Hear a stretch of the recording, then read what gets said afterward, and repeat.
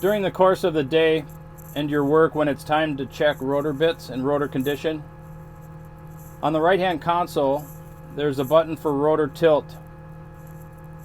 This button, when activated, will light the green pilot light, and that tilts the chamber forward for rotor service. You can then raise the rear door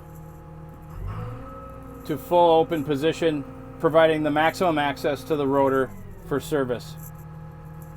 To return it to working mode, simply press the down button. The rotor will return to its working position and go back into float mode, and you're ready to go back to work.